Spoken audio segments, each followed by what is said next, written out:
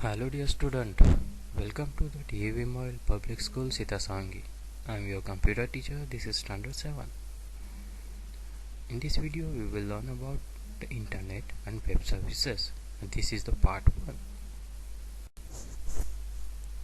So let's start the introduction. The technology has brought the world closer. Technology enables us to connect with any person in any part of the world. It has become an important part of our daily lives. All of us use the web for our day-to-day activities. It offers a wide range of facility to make our life easy and comfortable. In this chapter, we will explore the various web facilities. These are some of the services provided by the web which are referred as the internet or web services.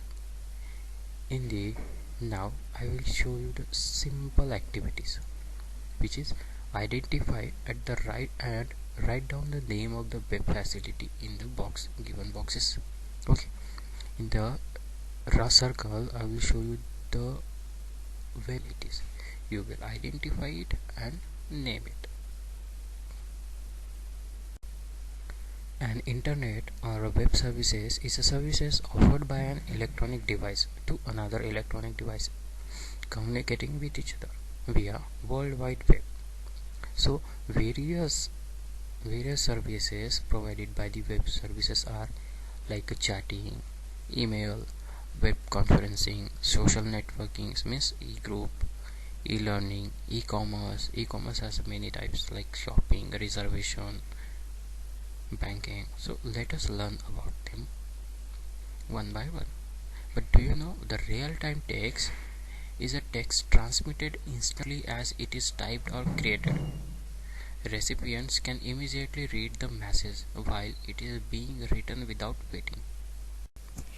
So let's start with first chat. The word chat means talking or conversation in light, easy and informal manner. The electronic chat refers to any kind of communication between two or more people over the internet. The communication occurs through type text message or voice chat. It offers a real-time transmission of text messages from sender to the receiver. In images, I will show you of the example. When we use WhatsApp to send a message to our friends or relatives, we chat in the real time. We can communicate to any person across the globe.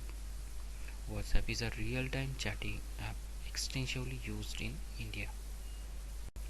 Let's see the advantages of chatting. The first is a free of cost.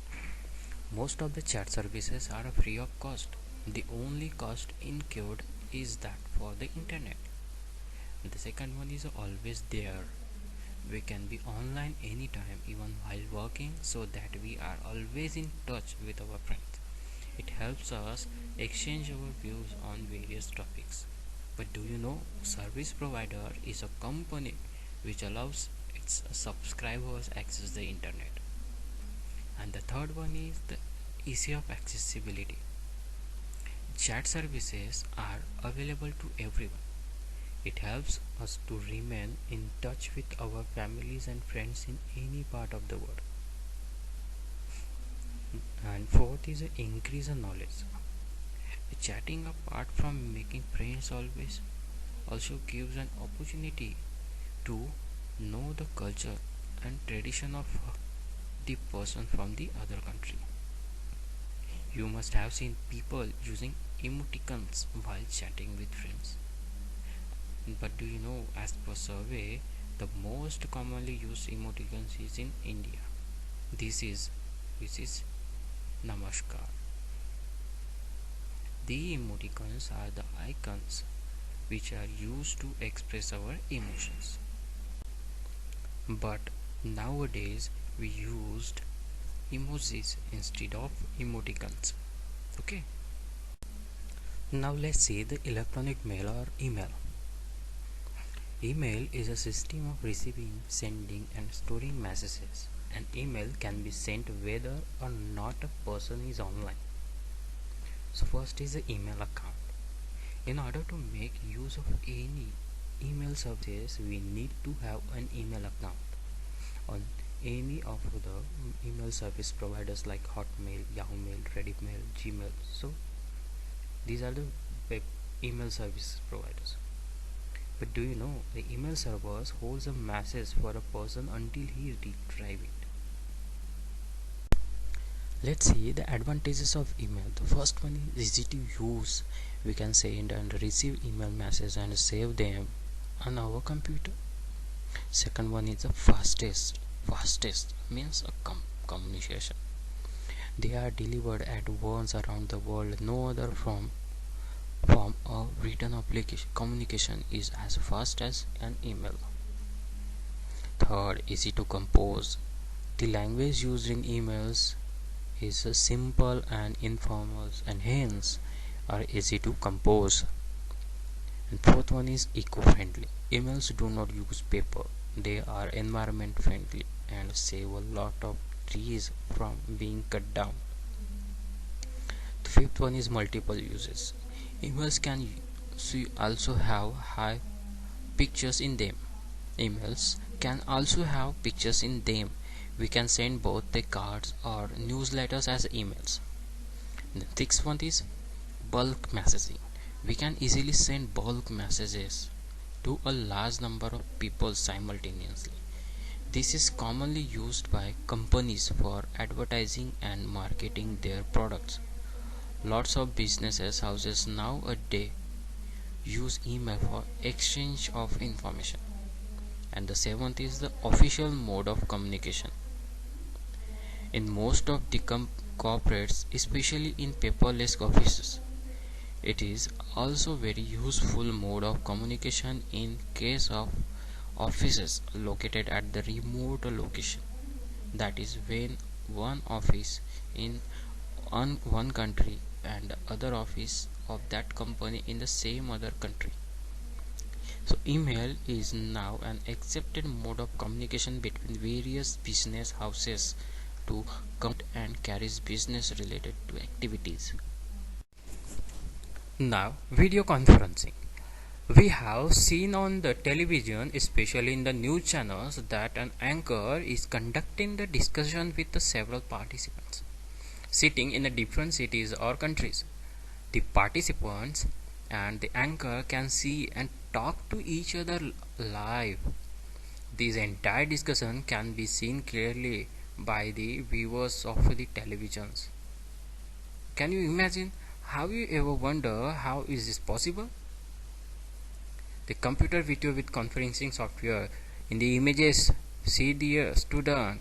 I will show the images how to video conferencings are doing. Okay, this is done with the help of video conferencing. Video conferencing allows users in a different location to hold face-to-face meetings without having to move to a single location. They can communicate this way using internet. Through video conferencing, users can transmit both the video and audio data. So, what the hardware requires for the video conferencing? So, video inputs for camera and webcam. For video output, computer monitor, television or projectors. And for audio input, microphone, CDs or DVDs players. And for audio output, usually loudspeaker associated with the display device or telephones. And for data transfer, LAN or internets are required. And for computer with video conferencing software, hardware device required for video conferencing. In these images I will show you the codec, camera, display device, microphones and speakers. So these are the requirements for hardware devices. Okay, note, but the above devices are required at both the server and receiver side, senders and receivers machines. Now let's see the advantages of video conferencing. So firstly, no time constraint. Video conferencing can be conducted at any time of the day or even night. Second one is reduce the travel cost. It easy communication. Interviews and meetings are conducted through video conferencing. It is useful for medical professionals also. Video conferencing makes it easier to access expert in medical environment. Thus it not only helps saves life but can also help many people who can't travel long distance to access healthcare. It is also used in operation theater. Its facilities long distance programs. Professionals and students are able to access lectures, study materials, group discussion, and even one-to-one talk with the instructor. It has taken education to all the corner of the world. Real-time teaching enables teacher-student interactions across the globe. So in this way we will see the internet and web services, and what are the web services we use in our life, and which is the world wide web, that is chat, email, video conferencing, and so on. In the next video we will see the further of this, like a social networking, e-learning, e-commerce, and so on. Okay, till then, have a good day. Thank you.